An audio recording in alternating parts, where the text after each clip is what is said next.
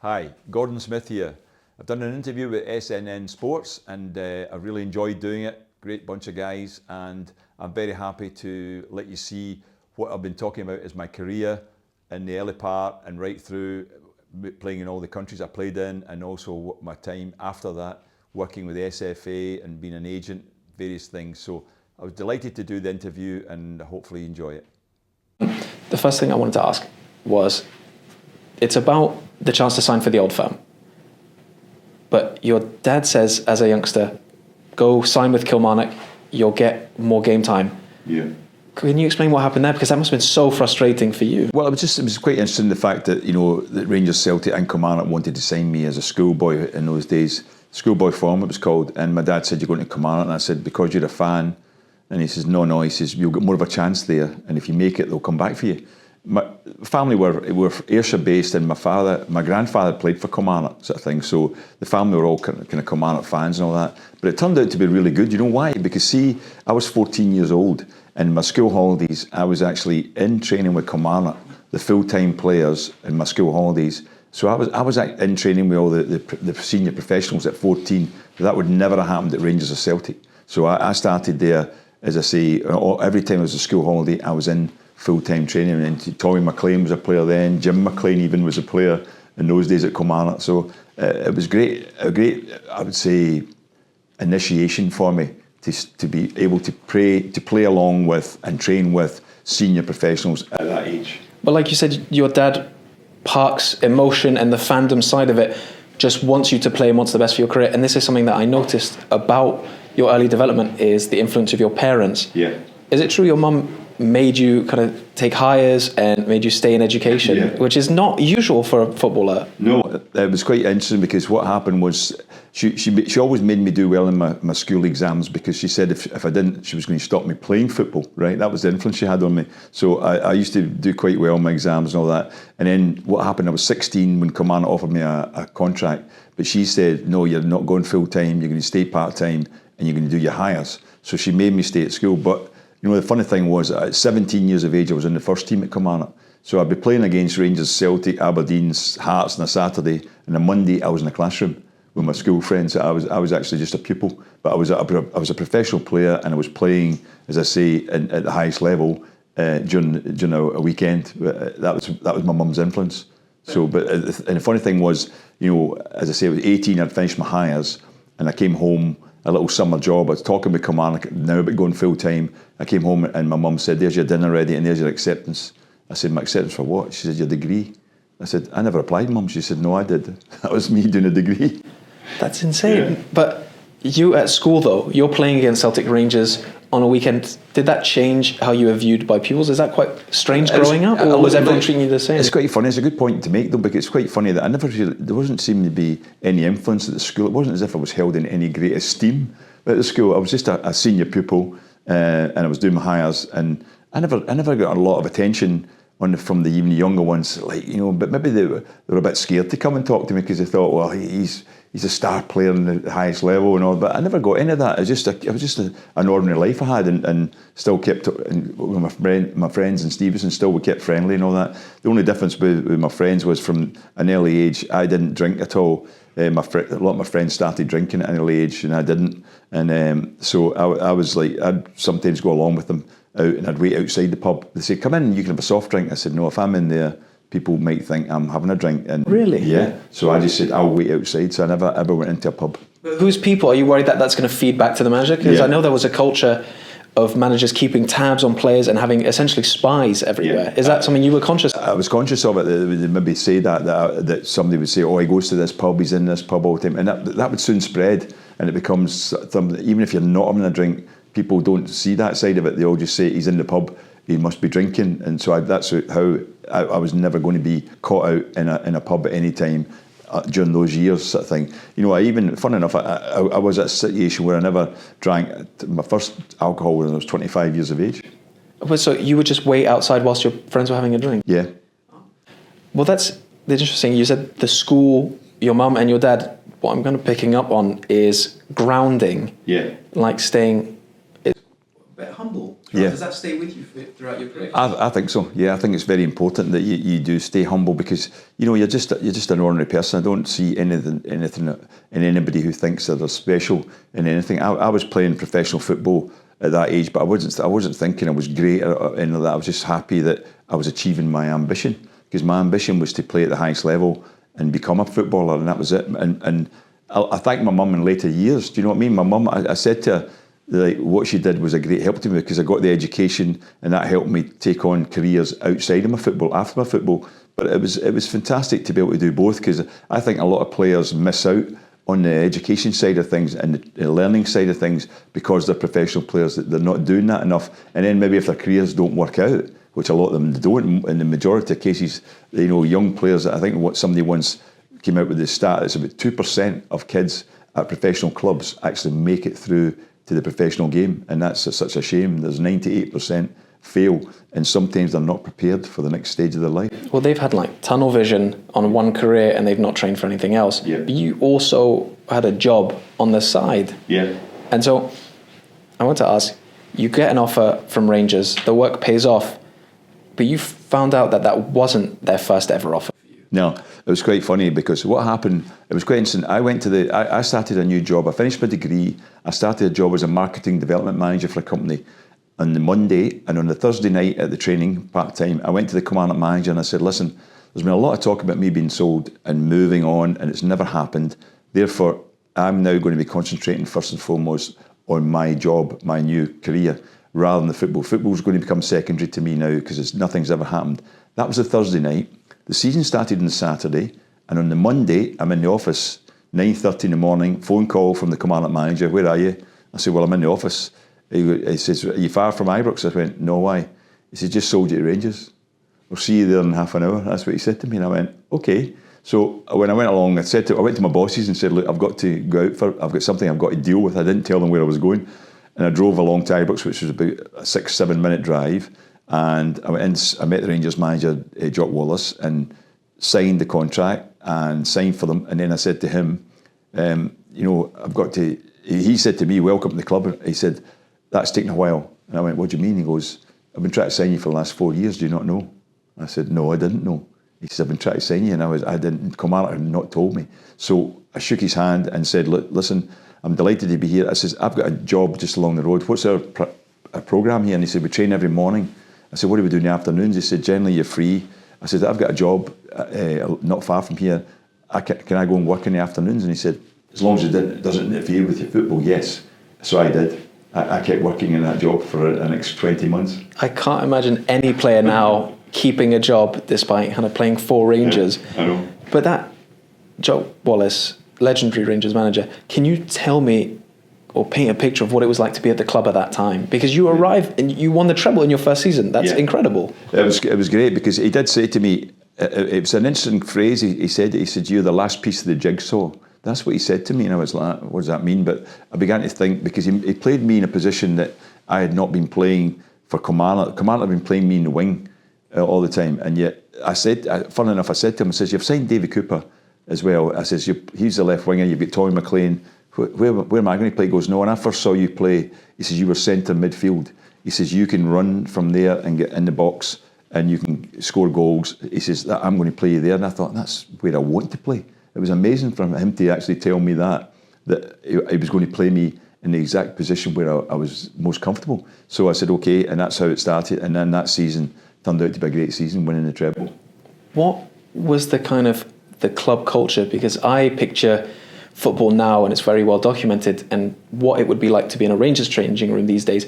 What was it like when back then? It was quite a tough shift, but I'll tell you why, because the players were quite hard on each other. A lot of it was just banter and joking, but they were quite tough in terms of the way they used to speak to each other. The criticism was colossal at times, and some players found it difficult to put up with. I'd been used to it because at Kilmarnock it was a little bit the same, and because I was always in with the full-time players. It's more of a full-time thing, and that's I was able to deal with it, whereas some boys had problems. So it was a strong culture, but it was a winning mentality, because what happened was you knew at Rangers that it was you had to win all the time. There was this thing about, it was expectancy levels were very high 2 defeats at Rangers and it's a crisis. Do you know what I mean? Whereas at Kilmarnock you could go 5 games without winning and it was not too bad. But there you're always trying to win things. And I was fortunate in the extent that under Jock Wallace that first year, we did go out and win things. And it was great for me because I scored my league debut, I scored my European debut, I scored my Old Firm debut, and I scored my first cup final. So it was fortunate all these things came that year, and it turned out to be a great year for me. Well, you scored that winning goal against Celtic in the cup final, didn't you? Yeah. But when you say that players were hard on yourself, can you remember like a specific moment where you really kind of got it in the neck from someone else? Yeah, well, I mean, it was like, I remember Big Peter McCloy, the goalkeeper, who I used to travel with, actually, fun enough. We used to travel together. I remember one day I hadn't had a great game and something happened and the manager had a go at me and then he said, he said, if I'd been a midfield player, he said, I'd had 50 caps.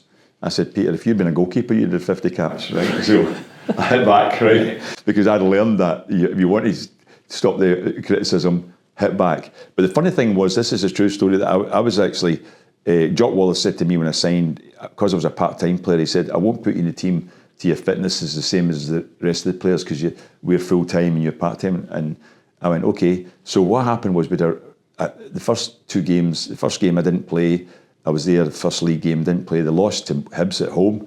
But that was on the next week, there was a running session on the Tuesday. And what happened was, we came in the dressing room, I'll never forget this, Davy Cooper, who had signed at the same time as me. I heard him saying to the rest of the players as I was getting changed, I was the first in the showers, he goes, don't get in his group, by the way, pointing at me. He says, he's some runner. He said that. Next thing, one of the players came in and said, you have to come out. I was like, what do you mean? So I was in the shower and he said, we've got a race, you're racing Peter McCloy. Peter was a big guy, goalkeeper, a good runner. They said, you're having a race, there's a race on. So I came out, I had to get myself dried. Peter McCloy and I went out on the track. We went to the other side and it was half a lap. In those days, it was a track right round. So Peter and I had a race, it was like a 200-metre race, and which I won, you know. And Davy Cooper was hugging me and all that afterwards. I thought because he'd said I would win, but I only found out weeks later it was because he had bet on me. He had a lot of money on me. Coop liked to bet and he had a lot of bet. So what happened was, I'm leaving Ibrox that day, and Jock Wallace, at the top of the stairs, he shouted, Smithy, and I looked up and he goes, come up here. So I went upstairs, sat down, he said, I went, okay, and he goes, why did you not tell me you could run like that when I signed you last week? And I said, well, you never asked me. He goes, I never knew you could run, your athleticism was like that. He says, you're in the team Saturday. So that was me, that's how I got my debut, because he'd been looking out, he wasn't on watching it, he'd been in his office looking out the window and saw the race, and that was how I got in the first team. That's incredible, just a single moment, a random moment completely changed your career at Rangers. Got me in quicker because he thought I would take a little bit of time, but I didn't want to say it. I never said when I signed, like I was pretty athletic. That was one of the things I was good at school. I was a school sports champion, all that. I was a cross-country champion, everything. So I could run, but I didn't say that when Jock Wallace said, you know, I'll wait till your fitness is the same as the rest of the boys. I could easily have said at that point, I bet you it is, but I didn't. I just said, okay, you know. But can you tell me a bit more about Jock Wallace, the kind of character that he was and why he was so influential? I'll tell you what was good about him. He was a carrot in the stick type of guy, because I remember when I started in the team at first, I was scoring goals right away in the team. And we were playing against St Mirren one day, and at half-time we were losing 1-0. And he was having a bit of a go. And what happened was, all of a sudden, he grabbed my shirt and he pulled me out of my seat and he said, see, when I say we're not playing well, I'm talking to everybody in the team. And he put me down, right? Because I must have been sitting there looking at my face thinking, it's not me it's talking to, I'm doing all right.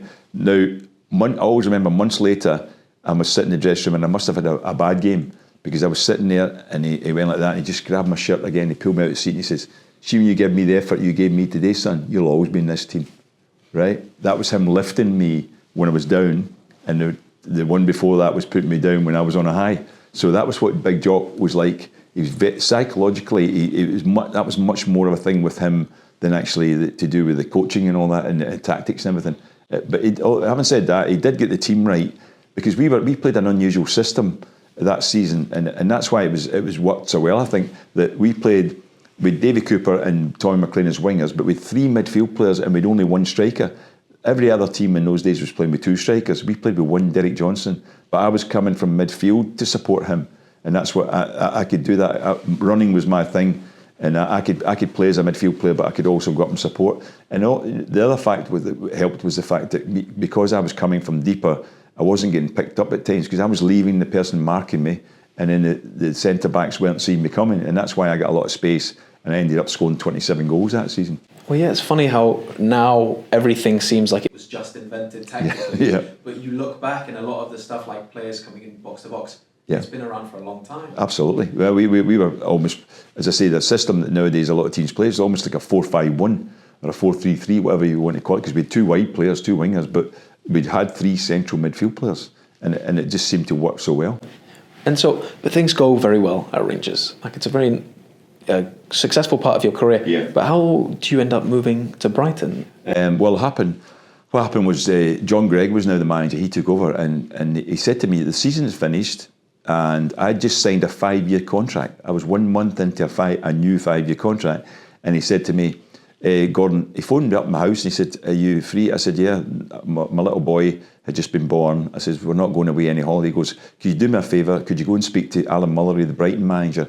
He's an old friend of mine. He says, he's been trying to sign you. I don't want to sell you, but could you go and speak to him anyway? I went, okay, not thinking any more about it. So I went, and when I got to the airport to go down to Gatwick, Dave Probin, one of the coaches at Rangers in those days, was a Rangers, David Probin, a Celtic one, but this is the Rangers one. He came with me. I never thought anything about it. So we go down there, we get picked up at the airport and taken in a big limo to the stadium and meet Alan Mullery.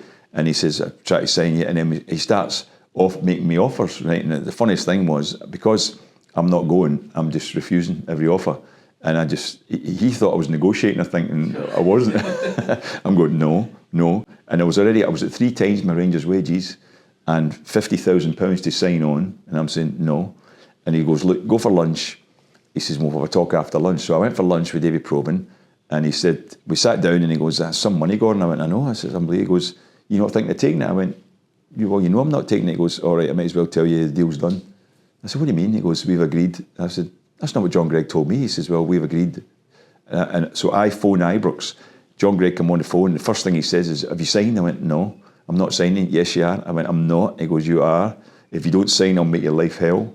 He says, you will never play in the first team again. You'll be in morning, noon, night training. And I went like that. I said, I've just signed a 5-year contract. He went, well, do you want the 5 years of hell then? And I was like, I can't believe this. So I went back to Alan Mullery after lunch, and I signed for Brighton. And when I got home that night, my wife, can you imagine, she was like, how was your day? And I went, you better sit down. We're moving. Why? Because I've just been transferred to Brighton. I told her the whole story.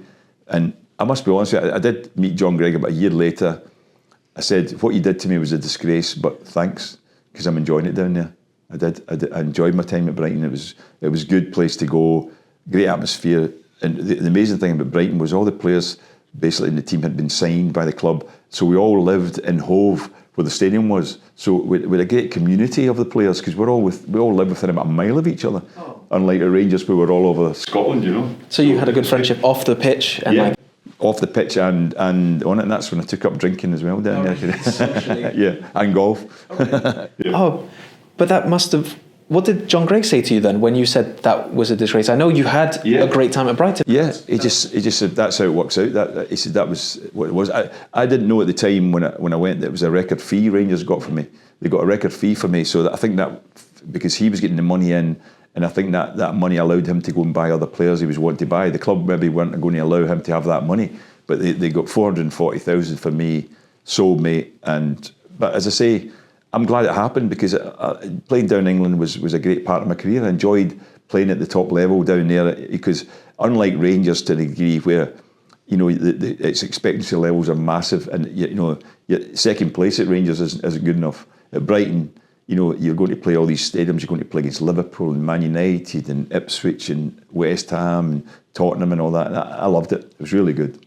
No, I mean, it sounds kind of your footballing career is not just about chasing trophies or success. It's also about trying new things. Yeah. And so one of the things I wanted to ask, you end up moving to Austria and then to Switzerland in a time that's never really done. That's not commonplace. Yes, I had an idea of going into football management. I wanted to do that, you know. So what happened was, when the opportunity came up to go to Austria, I thought, I'm going to do this. So I went to there, and I went to Vienna, and a lovely place to live as well. I enjoyed the football, but it was quite funny because it was a new club that had been formed between. It was Admira Wacker, the club was called, but there was two. It was Admira Vienna and Wacker Wien, as we would call it. So they amalgamated, and it was quite funny because each club had about 8,000-9,000 fans, right?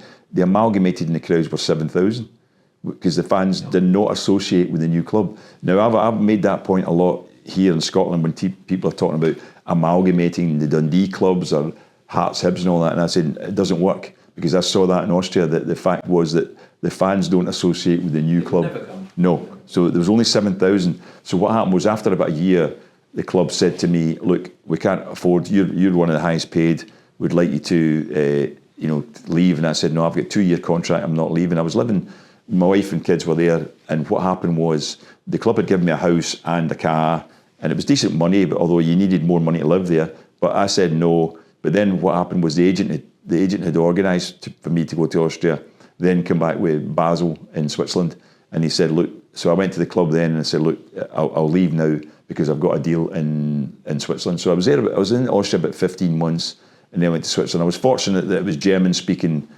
area of Switzerland too, because I already could speak fluent German by then, because what happened was a quite interesting fact that none of my teammates could speak English, or the manager, or anybody, when I went there. So I was sitting every day just like lonely in the dressing room, not speaking. So I had to learn German in order that I could communicate, and I worked hard at it. And within about 6 months, I was pretty fluent in German. Very impressive. German is an incredibly difficult language to learn. I used to do interviews and TV and radio and all that after about 6 months. And when I went to Switzerland about 15 months later, they thought I'd been speaking German all my life. Really? Yeah, they thought I'd always been speaking That's it. the biggest compliment you can get. It was, really, yeah. But so, before we kind of move on to the post-playing career, one of the things I'm curious about is being a player, we talked about this beforehand, is before the cameras, before you could see everything, I wanted to know what it's like to be on the pitch and the kind of levels of aggression, what you have to put up with as a kind of attacking player to survive in the game. In those days, it was tougher. I mean, the thing you knew about it was when I was on the wing playing for Kilmarnock. It was quite funny because whoever the fullback was against you, you knew this for a fact that the first tackle in those days was a freebie. The guy could try and basically break your leg with the first challenge, and it wouldn't even get booked. It was the referee would always say, "Right, that's enough." And so there are a lot of times that you knew that was coming. So I was prepared for it. As I say, I didn't mind dribbling. I was a runner with the ball dribbling, and I knew I was going to be fouled. And a lot of the times, I mean, I used to know the tackle was coming and wait till it was coming, then just touch the ball away, get hit and get a penalty, or the player sent off or whatever. That happened a few times. But I was used to it. I wasn't a tackler myself, but I was more or less what they call creative side of things rather than defensive side. But the game was a lot rougher in those days. There's no doubt about it. People hitting you off the ball and all that, elbowing you in the face and stuff when the referee wasn't looking. So you just had to. You just felt that was part of the game, wasn't it? It seems strange now when you see it. You know, It seems crazy. So people would come up when the referee's not looking and just give you an elbow or just sock you. Yeah. Really? Yeah, they would just come up and do that to you. And I remember one of my teammates, Tom Forsyth, who I ended up being a teammate of at Rangers. I was playing against Rangers for Kilmarnock. He tackled me, and after the tackle, we were both down. Then he was helping me up, and he helped me up so far, and then he just punched me in the face. I was thinking, that was good. He was like halfway to thinking, I'll help him. No, I won't. He just hit me. That's incredible. Yeah. You never see anything like that now. Not now, because the TV cameras catch everything nowadays, don't they? Did you miss it in any way? I think I like, what I don't like nowadays is the amount of cheating that goes on. I think even with the cameras, I don't understand why VAR does not actually identify when a player has basically not been touched in a tackle and tell the referee, so the referee can book that player. Because you see it a lot. You know, the player's down holding his face nowadays. They don't hold the part of the leg they get hit on. Are meant to be. A concussion. They're all doing that. Yeah. Concussion. And I don't see why the referees don't get told about it and then go and book the guy. Because when I was at the SFA, we might talk about this later, but we were the first country in the world to bring in retrospective punishment for cheating. I brought that in, and I got agreement on it that we would then look at situations where a player, it was in 3 situations where he got a player sent off, a penalty kick, or a free kick that led to a goal. In those 3 situations, if the player cheated, he was retrospectively punished. No, it's a good idea. So you mentioned Austria and Switzerland is in a way to prepare for management. Yeah. But you spent time as assistant manager in St. Mirren. Yeah. Was there never you kind of never made that jump to management? Did something happen to change your mind? what happened was, it was quite funny because I didn't go into assistant manager.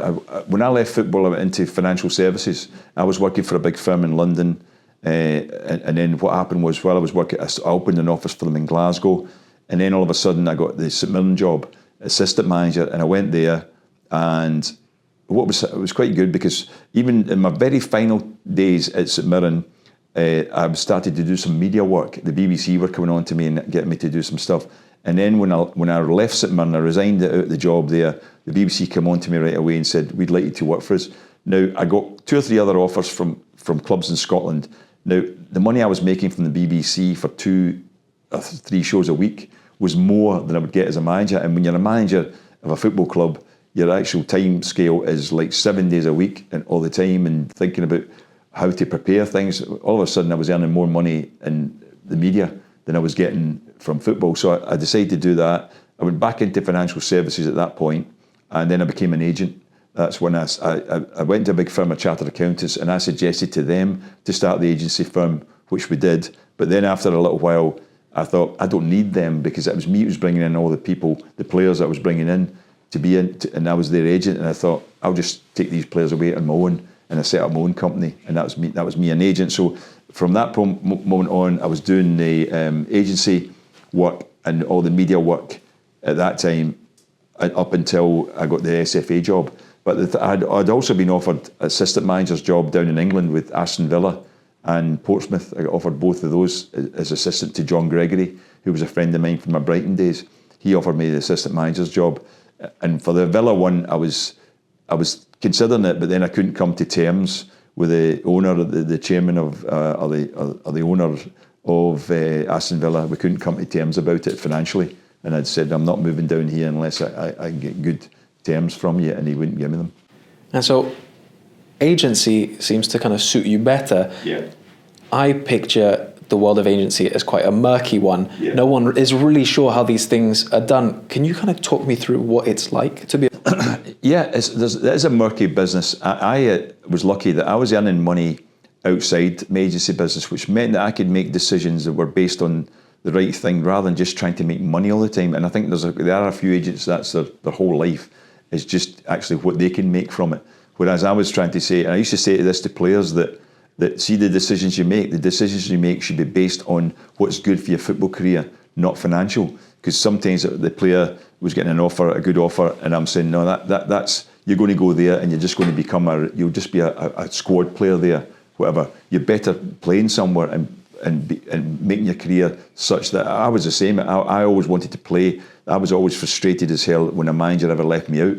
If I was ever on the bench or a substitute, I got frustrated by it because I just wanted to play. And I said that to footballers, you should just want to play, and if it works out for you well, you'll end up making the money. That was quite interesting. Was one story I'll tell you was, and this how it sums up the agency business. I had a player, he was going to a club in England. Now, one of my ex-teammates from my time down there was working for the PFA, so they have all the contracts at PFA. So I phoned him up and said, look, what's the highest wage at this club?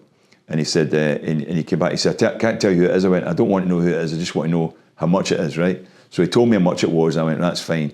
So when I sat down with the chairman of the club, he said, I said, I assume my player's going to be the highest paid player at the club. He went, yes, he will be. And then he made me the offer, and I said, that's not the highest paid. And he went, what do you mean? I said, and I told him what the highest paid was. How do you know that? And I was like, it doesn't matter how I know it, but I also know you're lying to me. So that's what I said to him, and he was like, I can't believe you know the wages here. And I said, that's my job. My job is to know these things. And I said, oh, you're dealing with me, and you want to. If you're dealing with me, you have to be honest with me and admit that I'm the type of person. I've been in the game. I should know these things. And it does help to the fact that I was a player and a manager, assistant manager, and a coach sort of thing in the game, in terms of dealing with people, especially directors and all that sort of thing, because a lot of the time there's a lot of lies getting told in the game, without doubt. So could you kind of smell that when someone was trying to sell you something? You could kind of separate what was a good offer from a bad offer. Like, how do you go about? It's quite an intuitive thing, but how do you go about improving as an agent and trying to get that best deal when everyone is trying to kind of pull you in different directions? Well, what you try and do is you try and at least find out, because at times, as I say, with my contacts, whatever the deal was, the very fact that, because that was quite funny, that deal with Alan Mullery was a great example to me. The fact is, don't ever accept the first offer, because the first offer is one that they're making, knowing full well you're going to say no. So that was what I was good at in the agency business. I could just sit, and I used to say to some players is, listen, it's not. I don't think it's maybe the right thing to go to this club, but let's wait and see what they'll offer. And if you just keep turning it down, the money goes up. I mean, sometimes the money where I was thinking of going for the first offer was higher than I would even accept. So I was like, right. But even at that, I never ever said I accept that, because I just knew the situation that it's the first offer is not the main offer. So it was just experience, you know. And as I say, I enjoyed doing it. I was lucky because of my background in the game. I was quite fortunate in respect to that I got players coming to me to be their agent rather than me having to approach players and chase players. They were coming to and asking me to look after them, and that was good, because I built my contacts up, my player range up, because of the fact that, as I say, I've been at a high level in the game, and it made it better for me in terms of who I was dealing with. But what's interesting to me is that agency is kind of a good career, there's money coming in, and you have a good reputation. Yeah. Why chief executive of the SFA is a very prestigious job, but you had kind of things set up for yourself. Did you go in with a kind of a motive, something that you wanted to change in the game? Yeah, it's a good point, that, because what happened was, when I got offered the job, they approached me, because I got asked initially by the president. I said, are you going to apply for this job? And I was like, no. And the reason was, I knew that there was interviews coming up at Hampden. I said, no, I'm not, because I knew if I went for an interview and didn't get the job, everybody would know I'd been in for the interview. So I said, no, I'm not. Next thing, I got approached by this recruitment company saying, would you come for an interview in our offices on Monday? All the other candidates were going on the Friday to Hampden, and they actually, and so it was quite funny, because it was another situation where, because I wasn't looking for the job, I was quite relaxed about it and saying, well, here's what I would do, and this next thing was they offered me the job. And then in terms of the financial, now it was a difficult thing, because I'll tell you why. It was a heart or a head job. In terms of my head, I'm saying I maybe shouldn't take this job, but you know, I thought, well, I'd like to experience this and actually become the chief executive and run Scottish football. The one thing I didn't know, and I hadn't done my due diligence on it, was the fact that as a chief executive, I couldn't make any decisions. All I could do was make recommendations. Everything went to the board or a committee. So that was very frustrating, because it was a lot of changes I wanted to make, and I couldn't make them unless I got approval. Well, you did end up kind of making changes that changed a lot of people's careers in a good way. Like Raheem Sterling might not have been playing for England, I think, if it hadn't been for your recommendations. Yeah. But does that kind of stunt how you feel about the job? Is it take the joy out of it, the fact that you're not? It took some of the joy out of it, because I say it was a bit frustrating. There was things I wanted to change. I mean, one of the first things I wanted to do was, and I couldn't get it through, was to change the fact that the runner-up in the Scottish Cup went into Europe in those days. And I was against that. I'll tell you why. Because of the coefficient that had come in. I said a team could be playing lesser opposition 4 games all the way, play the league winners in the final, get beaten, and then they're in Europe. And I said, that's wrong. And eventually they did agree to it. But at that time, they said, oh, this has to go to a board meeting. And the board meeting was after the cup final, when they already decided who was going to be in. So you had teams like Gretna and things like that in the Scottish Cup in Europe. And that was just wrong, because it was bad for the Scottish game. So it was things like that was frustrating. But there was other things, as you say, I changed the rule regarding, because until the home nations have voted against the fact that other countries were allowing a player who had been 3 years in that country playing, was then allowed to change nationality and play. And we had voted against that. But then I went to them and said, look, if the player has been brought up here and he's been at 5 years at school, he can change nationality and play for the country. And they all agreed to that. Scotland, England, Northern Ireland and Wales. And it was quite interesting, because I'll tell you another thing that happened. I didn't realise till I went to the SFA that FIFA, all the major votes from FIFA are 8 votes. 4 votes are Scotland, Northern Ireland, England and Wales. And the other 4 votes are the rest of the world. The rest of the world are half the votes. Yeah. Scotland, Northern Ireland, England and Wales have 4 votes out of 8 for all the major world decisions on football, the IFAB board. Is that still true? Yeah. And I wasn't aware of that. So that was amazing to be involved in things like that, with goal line technology and all that sort of thing. But while I was there, I got invited onto the UEFA Football Committee, and it was all ex-players. I was on that, and then because I could speak German, I got friendly with Franz Beckenbauer, and we used to talk. And then Franz Beckenbauer got me onto the FIFA football committee. Now, it was quite funny. When I got to the committee, the first day I was there, I was late. The plane getting into Zurich was late. So I was late for the meeting. The meeting already started. I came into the room. Franz Beckenbauer was top table. I apologised for being late and I sat down. So at the end of the first, after an hour, there was a coffee break. I went out for my coffee, sat down. Franz Beckenbauer came and sat beside me. Then who sat across from me? Pele. Then next to Pele, Eusebio, Bobby Charlton, Dino Zoff, Dragan Stojkovic, Michel Platini. I thought, if there was a team getting picked here, I wouldn't get in it. Right? You must have been thinking, well, I'm sat next to Gordon. Yeah, I couldn't believe it. I never knew these guys were on the committee. Oh, that was who the committee were for the FIFA football committee. So I got to know them all pretty well, and as I say, it was amazing to be on that committee. As I say, coming from Scotland, but when I resigned out of the SFA, the SFA got me taken off the committees as well. That's a shame, because it's great. Like I know you had some fantastic. You could get some fantastic stories from. The other thing that I kind of wanted to touch on was, it was brief, but your time at Rangers. You go back. You're director of football. Yes. This is something that's even fans are not even sure about having a director of football now. But in other countries, it's now the norm. Yes. So you were kind of ahead of the curve. Why did you think that was? Well, what happened was I actually met the guy Craig White, who was purchasing Rangers at the time, right? And I actually just introduced to him, and I just sat a chat with him. I said, listen, I says, a lot of teams don't do this yet in Scotland, but this is normal out in Europe. A director of football, the reason for that is that you want somebody who analyses all the different football departments. I said, the chief executive is sometimes very much somebody who's involved with the finance and all that type of thing. Don't necessarily have a good football knowledge. I said, but see if you get a director of football, that's somebody that can pinpoint any inaccuracies within each department.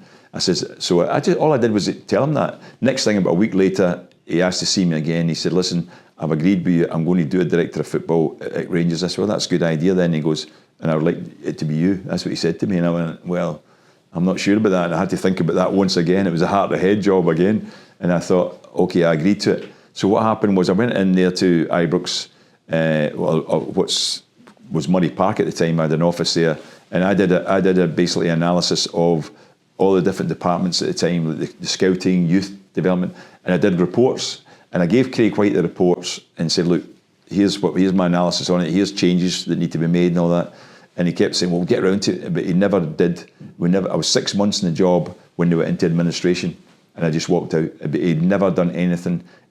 I did learn one fact. He wasn't a football guy.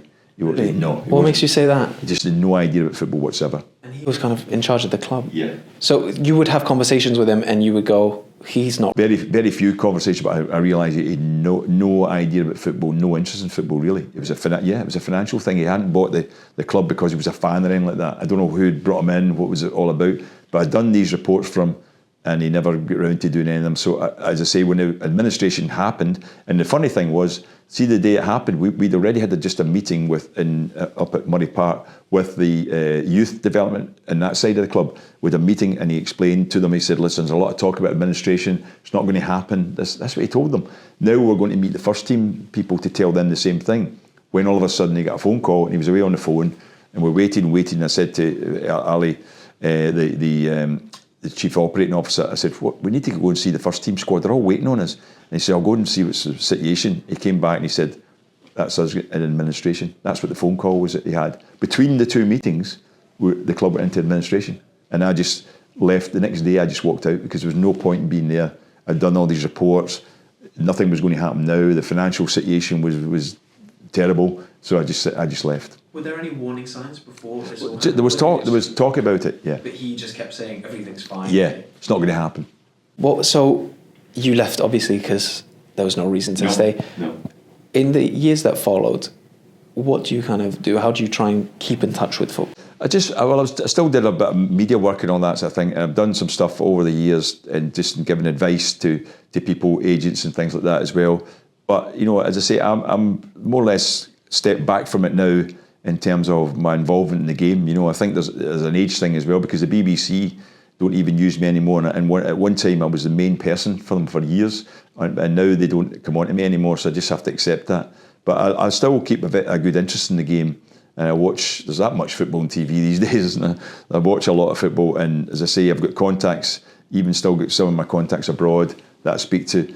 And as I say, I'm bringing in. I've got another couple of businesses to go, and one of them I think that I tried to introduce it to one of the football clubs, and they haven't moved on it. It's a new development. We're saying new. It's been out for years of what it's stem cell therapy, and it helps players, also people recover from injury and illness and all that sort of thing. But even at that, even people recover quickly from injuries and stuff using this. It's just a patch that goes on, and it creates new stem cells in your body. And I've got the license to bring this into this country, and I'm doing that now. So that's one of my major practices. And your hope is that will become common practice in the same way director of football has become common practice in other countries? It should become common practice, but mainly this is mainly for people for a health purpose, not just for sport. That's my main aspect of it. But I'm doing a bit on that just now. But as I say, I still enjoy the game.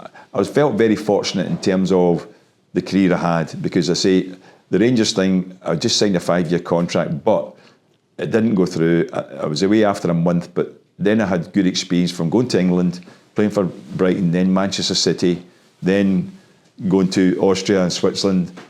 It was a lot of things.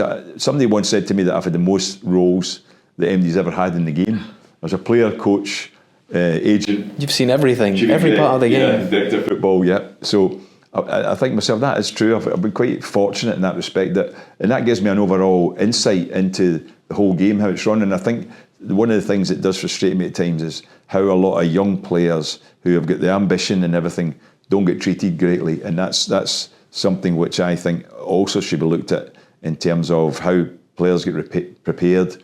And how many kids? I mean, they're signing too many kids at professional level too. In my day, see, we talked earlier on about and when I signed Finlay, it was like 14 years of age. He signed an S form, and it was each club could only have 20 players.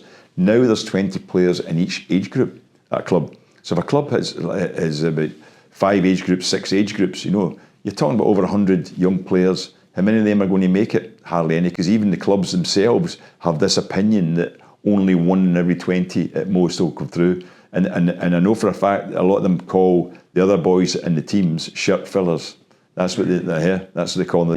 They just have them there just to fill the squad to 20, but they don't think they're going to make it. Whereas, and the truth is that a lot of them, if they just see, a lot of them mature at different stages, and a lot of them can become great players if the club would just give them more of a chance. Well, this is something very interesting. So first of all, I remember I met someone who was a teammate of Raheem Sterling's at the QPR Academy. Yeah. And he's now working in a completely different career. And when we talked to him about it, he said, looking back, I've realised that me and all the other boys, we didn't have a chance. We were just there to be Raheem Sterling's teammates. Yeah. And when you compare that to other clubs, and this is a team that Rangers are going to play, is Athletic Bilbao, because they can't sign players from abroad, every player matters. And that's why they produce so many good players. It's not because they're born with a gift. It's because they know they don't have a choice. So your necessity kind of breeds invention. So if you go back to the SFA, this is kind of hypothetical. Yeah. And they say no more suggestions. Now you can kind of enact stuff. What is the biggest thing that you think you would change in the Scottish game? If I was, I put a proposal to them before. The thing I would change, the biggest change I would make would be the fact that, see, your bottom 2 leagues, League 1 and League 2.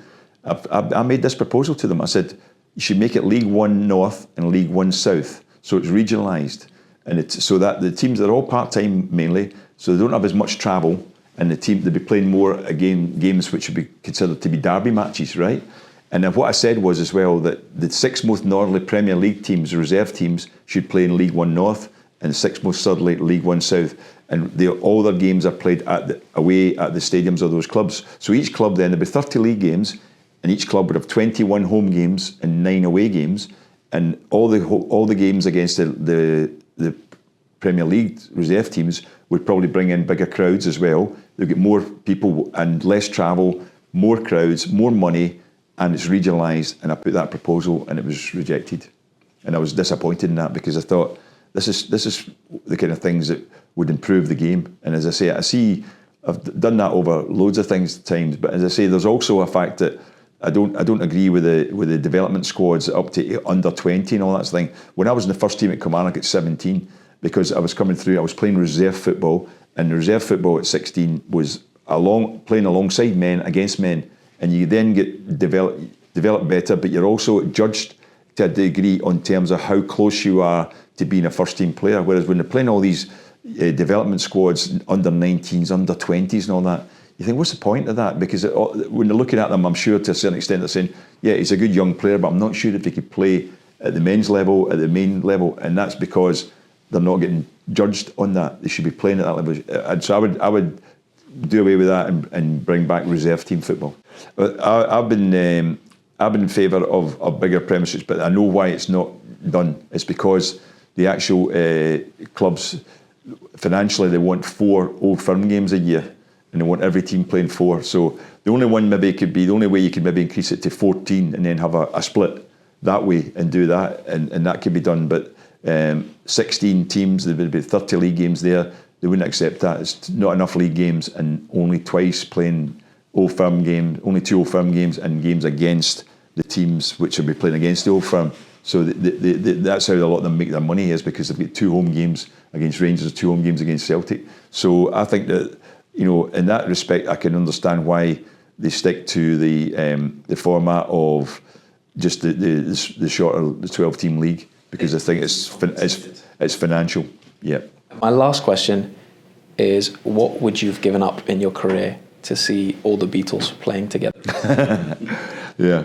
Well, I just say that was a special moment when I got to meet Paul McCartney. I heard he popped out a guitar and played something. Yeah. Just for you. Yeah. Because Paul McCartney asked me what if I played guitar, and I said, yeah. I was in his house, and he said, "What, you do any of my songs?" I went, "Oh yeah." So I mentioned one of them, and one of them was Blackbird. He says, people are always asking me. I said, I couldn't work it out. I said, a friend of mine, Dave Shaw, had to work it out for me. He taught me a lot of guitar. He suddenly got up out of his seat, went out of the room, came back in with his guitar, sat down on the couch beside me and sang Blackbird to me. And I was totally shocked. And he said, when he finished, he went, "Is that how you play it, Gordon?" I went, "A little bit better than that, Paul, but that was okay." He did laugh. He did laugh. An unfortunate aspect was that he's left-handed, so he couldn't give me the guitar to play, you see. So that was a fortunate aspect, because otherwise he could have gone, right, But he played it to me and sang to me, and it was it's one of those moments in your life you don't appreciate it at the time till later on. You think, wait a minute, I've had one of the Beatles singing to me here. It was fantastic. People will pay millions to have that happen. That is incredible. That was incredible. In fact, he invited me to his house was great in the first place, but from just to sit and play guitar to me, it was amazing. Gordon, thank you so much for chatting to me. It's been an absolute pleasure. You too, Finlay. Thank you very much.